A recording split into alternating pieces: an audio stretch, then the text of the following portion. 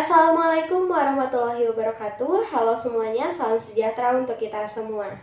Kami dari kelompok 5 mata kuliah Strategi Pembelajaran di SD akan mempresentasikan materi mengenai jenis-jenis strategi pembelajaran di SD.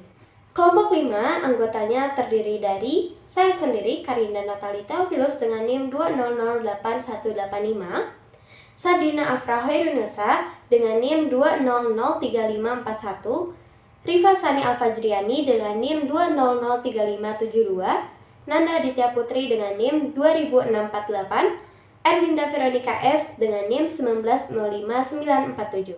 Baik, untuk materi yang pertama akan disampaikan oleh saya sendiri. Jenis-jenis strategi pembelajaran di SD terdapat 8 jenis strategi, dan untuk strategi yang pertama akan disampaikan oleh saya sendiri. Strategi pembelajaran yang pertama yaitu strategi pembelajaran ekspositori. Strategi pembelajaran ekspositori berasal dari istilah eksposisi yang memiliki arti memberikan penjelasan. Nah, dalam strategi pembelajaran ekspositori ini, pendidik mengatakan atau memberikan penjelasan mengenai sebuah fakta, gagasan, ataupun informasi penting lainnya kepada peserta didik. Dan pada strategi pembelajaran ekspositori ini lebih menekankan pada penyampaian materi secara verbal dari pendidik kepada sekelompok peserta didik. Salah satu tujuan dari strategi pembelajaran ekspositori ini yaitu untuk memberikan pengetahuan dan keterampilan. Pengetahuan dan keterampilan ini yang harus dimiliki oleh peserta didik, yang dianggap penting untuk dikuasai oleh peserta didik, seperti pengetahuan dan keterampilan mengenai sains, matematika, kajian sosial, kesehatan, dan lain sebagainya. Strategi pembelajaran ekspositori memberikan dua keuntungan, yaitu dari segi waktu dan juga segi pengawasan. Dengan menggunakan strategi pembelajaran ini, materi akan mudah disampaikan dan cepat disampaikan. Strategi pembelajaran yang kedua yaitu strategi pembelajaran inquiry. Strategi pembelajaran inquiry yaitu rangkaian kegiatan pembelajaran yang lebih menekankan pada proses berpikir yang kritis dan juga analitis untuk mencari dan menemukan jawaban sendiri terhadap suatu persoalan yang dipertanyakan, suatu permasalahan yang dipertanyakan. Adapun langkah-langkah dari strategi pembelajaran inquiry yaitu yang pertama, orientasi. Pada tahapan ini, pendidik mengkondisikan peserta didik agar siap untuk melaksanakan kegiatan pembelajaran. Yang kedua, merumuskan masalah. Pada tahapan ini, pendidik membawa peserta didik terhadap suatu permasalahan atau problematika yang menantang peserta didik untuk memecahkan teka-teki tersebut. Sekian dari saya, dan selebihnya akan dilanjutkan oleh Teh Erlinda. Kepada Teh Erlinda, dipersilakan. Assalamualaikum warahmatullahi wabarakatuh. Perkenalkan, saya Erlinda Veronica dengan NIM 1905947. Di sini sebelumnya saya akan melanjutkan presentasi yang telah dijelaskan oleh Karinda mengenai langkah-langkah strategi pembelajaran inquiry. Langsung saja kita jelaskan. Selanjutnya ada merumuskan hipotesis. Dalam merumuskan hipotesis ini merupakan proses menentukan jawaban sementara ataupun dugaan sementara terkait permasalahan yang kita ajukan. Lalu setelah kita merumuskan hipotesis, kita lanjut mengumpulkan data atau informasi yang dibutuhkan untuk menguji hipotesis yang diajukan tadi. Nah, setelah kita mengumpulkan data, kita uji hipotesisnya. Nah, proses menguji hipotesis ini merupakan penentuan jawaban yang paling benar atau yang paling sesuai dengan data atau informasi yang telah diperoleh. Dan yang terakhir itu ada merumuskan kesimpulan. Merupakan suatu proses mendeskripsikan temuan dari data-data atau informasi yang telah kita peroleh. Lalu selanjutnya ada strategi pembelajaran berbasis masalah. Merupakan suatu aktivitas pembelajaran yang difokuskan kepada proses penyelesaian masalah atau problematika secara ilmiah. Adapun karakteristik pentingnya dari strategi pembelajaran berbasis masalah ini, yang pertama itu strategi pembelajaran berbasis masalah ini merupakan rangkaian aktivitas pembelajaran. Artinya, siswa tidak hanya mendengarkan, tidak hanya mencatat, namun berpikir aktif, berkomunikasi dan membuat suatu produk seperti itu. Nah, di sini yang kedua itu ada difokuskan untuk menyelesaikan masalah. Yang ketiga, penyelesaian masalah dengan menggunakan pendekatan-pendekatan yang ada secara ilmiah tentunya. Lalu selanjutnya, strategi pembelajaran kooperatif. Dalam implementasinya itu, strategi pembelajaran kooperatif mengarahkan kepada siswa untuk bekerja secara keras bersama dengan kelompok-kelompok kecil, dan kelompok tersebut itu harus berhasil untuk mencapai tujuan pembelajaran yang diberikan. Adapun 4 ciri dari sistem pembelajaran kooperatif. Yang pertama itu adalah heterogenitas. Kenapa dikatakan heterogenitas? Karena di sini itu akan dibuat suatu kelompok-kelompok kecil, di mana dalam kelompok-kelompok kecil itu terdapat perbedaan. Yang pertama kebiasaan, cara belajar, lalu kebiasaan cara belajar siswa seperti apa. Jadi heterogen atau banyak ya dari pemikiran-pemikiran anak seperti itu. Dan yang kedua itu adalah jenis-jenis tugas yang diberikan pada kelompok. Nah, tentu jenis-jenis tugas yang diberikan pada kelompok ini akan sedikit berbeda tergantung dengan kemampuannya. Nah, yang ketiga itu adalah tanggung jawab yang diberikan secara individu. Jadi karena ini itu jatuhnya seperti kolaborasi atau kolaboratif. Nah, di sini itu siswa akan memiliki tanggung jawab yang berbeda. Yang keempat atau yang terakhir itu adalah sistem penghargaan. Nah, di sini itu guru sebisa mungkin memberikan penghargaan kepada siswa. Untuk apa? Untuk menstimulus siswa agar mengerjakan atau menyelesaikan tugasnya secara baik dan memicu kerjasama yang baik antar kelompoknya. Seperti itu yang dapat saya jelaskan. Semoga mudah dimengerti. Sekian, wassalamualaikum warahmatullahi wabarakatuh. Baik, terima kasih banyak Teh Arinda atas pemaparannya. Selanjutnya akan disampaikan oleh Teh Nanda. Kepada Teh Nanda, saya persilakan. Selanjutnya saya akan menjelaskan mengenai ciri-ciri strategi sistem pembelajaran kooperatif. Di antaranya yang pertama adanya heterogenitas, di mana heterogenitas ini yaitu kelompok dibentuk secara heterogen atau multikultural dalam artian satu jenis kelamin, kemampuan akademis, dan suku. Yang kedua yaitu jenis-jenis tugas yang diberikan kepada kelompok, dan yang ketiga yaitu tanggung jawab individu, di mana tanggung jawab individu ini peraturan-peraturan perilaku anggota kelompok dalam suatu sistem. Yang keempat adanya sistem penghargaan. Individu menerima penghargaan didasari usaha individu dan prestasi kelompok. Di satu sisi, kelompok dapat berkompetensi antara satu dan yang lainnya. Selanjutnya yaitu mengenai langkah-langkah dalam strategi pembelajaran kooperatif tersebut.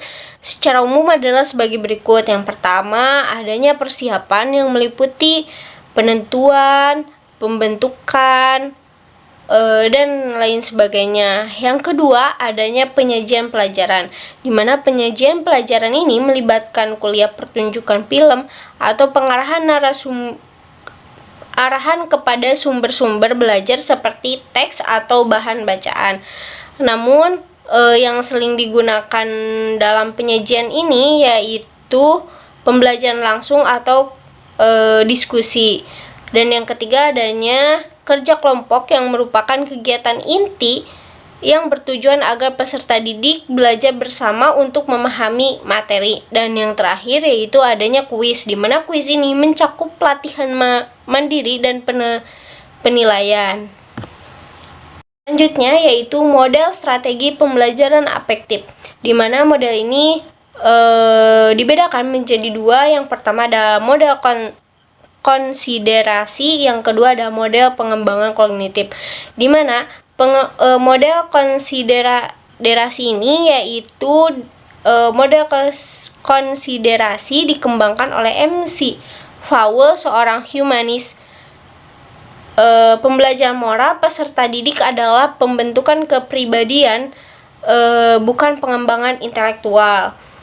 Sedangkan model pengembangan kognitif yaitu dikembangkan oleh Lawrence Houlbert, Menurut Holbert, moral manusia dikembangkan melalui 3 tingkatan dan setiap tingkatan terdiri dari 2 tahap. Selanjutnya yaitu strategi pembelajaran kontekstual, di mana contextual teaching atau learning adalah suatu strategi pembelajaran yang menekankan kepada proses keterlibatan peserta didik untuk menemukan materi yang dipelajari dan menghubungkan dengan situasi kehidupan nyata, sehingga mendorong peserta didik untuk dapat menerapkan dalam kehidupan mereka.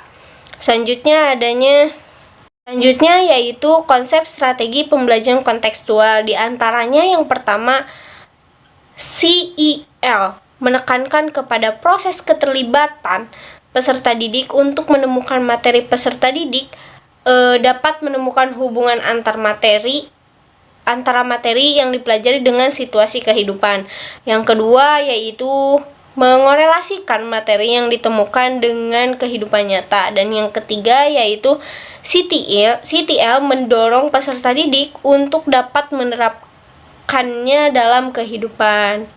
Baik, terima kasih banyak Teh Nanda atas penjelasannya. Selanjutnya akan dijelaskan oleh Teh Rifa. Kepada Teh Rifa, saya persilakan. Karakteristik pembelajaran kontekstual. Terdapat 5 poin. Yang pertama itu pengaktifan pengetahuan yang sudah ada. Yang kedua itu pemahaman pengetahuan. Yang ketiga yaitu pemerolehan dan penambahan pengetahuan baru. Yang keempat yaitu mempraktikkan pengetahuan dan pengalaman tersebut. Dan yang kelima yaitu melakukan refleksi terhadap strategi pengembangan pengetahuan. Nah, yaitu ada strategi pembelajaran aktif. Yang pertama yaitu ada card sort atau yang disebut dengan sortir kartu. Yang dimaksud dengan card sort ini yaitu strategi ini merupakan kegiatan kolaboratif yang bisa digunakan untuk mengajarkan konsep, karakteristik, klasifikasi, fakta tentang objek atau mereview informasi. Yang kedua yaitu ada the power of two atau disebut dengan kekuatan 2 kepala. Strategi pembelajaran ini digunakan untuk mendorong pembelajaran kooperatif dan memperkuat arti penting serta manfaat sinergi 2 orang. Strategi ini mempunyai prinsip bahwa berpikir berdua jauh lebih baik daripada berpikir sendiri. Yang ketiga yaitu ada tim kuis atau kuis kelompok. Strategi ini dapat meningkatkan rasa tanggung jawab peserta didik dalam suasana yang menyenangkan. Yang keempat yaitu ada jigsaw. Strategi ini merupakan strategi yang menarik untuk digunakan jika materi yang akan dipelajari dapat dibagi menjadi beberapa bagian dan materi tersebut tidak mengharuskan urutan penyampaian. Kelebihan strategi ini adalah dapat melibatkan seluruh peserta didik dalam belajar dan sekaligus mengajarkan kepada orang lain. Yang kelima yaitu ada everyone is a teacher here. Artinya yaitu semua bisa jadi pendidik. Nah, strategi ini sangat tepat untuk mendapatkan partisipasi ke kelas secara keseluruhan dan secara individual. Strategi ini memberi kesempatan kepada setiap peserta didik untuk berperan sebagai pendidik bagi kawan-kawannya atau teman-temannya. Yang keenam ada snowballing. Strategi ini digunakan untuk mendapatkan jawaban yang dihasilkan dari diskusi peserta didik secara bertingkat, dimulai dari kelompok kecil, kemudian dilanjutkan dengan kelompok yang lebih besar, sehingga pada akhirnya akan memunculkan 2 atau 3 jawaban yang telah disepakati oleh peserta didik secara berkelompok. Dan yang ketujuh yaitu information search yang dimaksud dengan mencari informasi.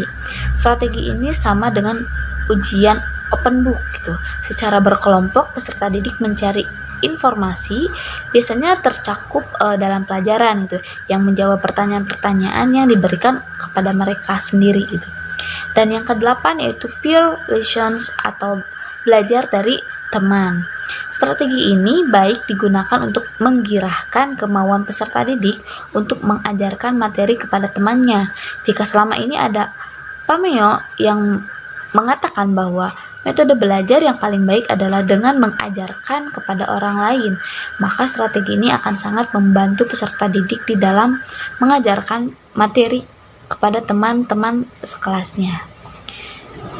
Yang kesembilan yaitu ada index card match atau sering disebut dengan mencari pasangan. Strategi ini cukup menyenangkan yang digunakan untuk mengulang materi yang telah diberikan sebelumnya. Namun demikian, materi baru pun tetap bisa diajarkan dengan strategi ini, dengan catatan peserta didik diberi tugas mempelajari topik yang akan diajarkan terlebih dahulu, sehingga ketika masuk ke kelas mereka sudah memiliki bekal pengetahuan gitu.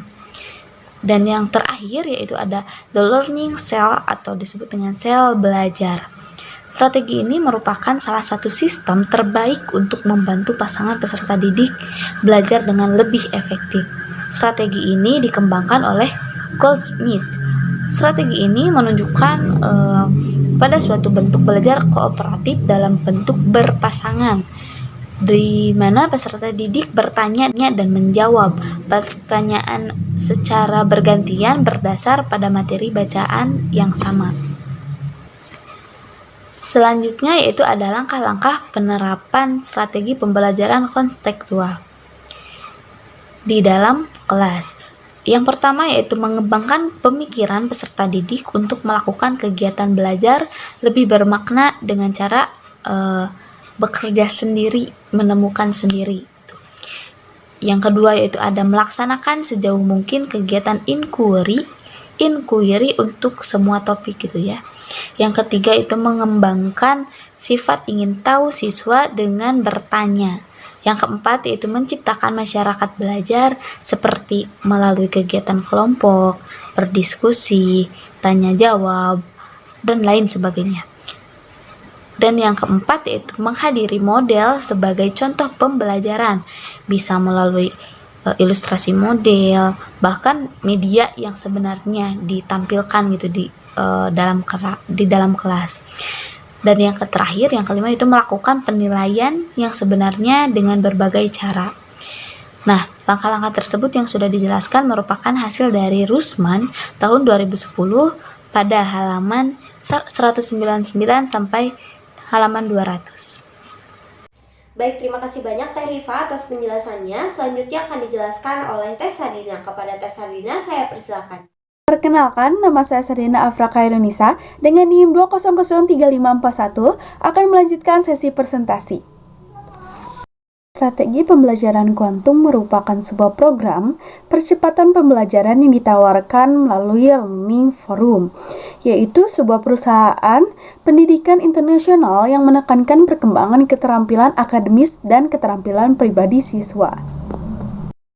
Merujuk dari hal tersebut tentunya ada prinsip-prinsip pembelajaran kuantum. Yang pertama, segalanya berbicara, termasuk lingkungan kelas, bahasa tubuh, desain pelajaran, dan lain-lain.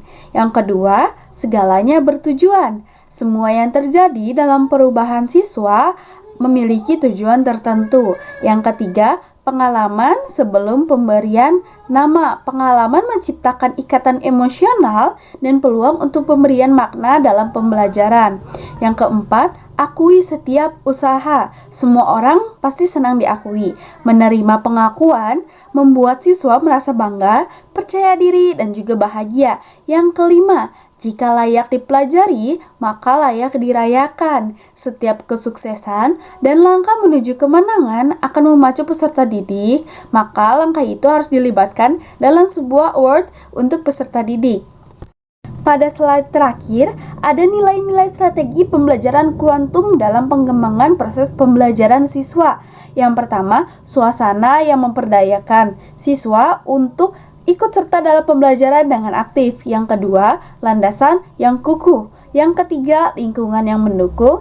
Dan keempat, rancangan pada proses pembelajaran. Baik, terima kasih banyak Teh Sardina atas penjelasannya. Baik, alhamdulillah untuk penjelasan materi sudah selesai semua. Materi kali ini yaitu mengenai jenis-jenis strategi pembelajaran. Semoga dapat bermanfaat untuk kita semua dan dapat diimplementasikan dalam kehidupan sehari-hari, terutama bagi para pendidik ataupun calon pendidik. Terima kasih banyak atas perhatiannya. Kurang lebihnya mohon maaf. Saya Karina Natali Theophilus pamit undur diri dan kami dari kelompok 5 pamit undur diri. Wabillahi taufiq wal hidayah. Wassalamualaikum warahmatullahi wabarakatuh.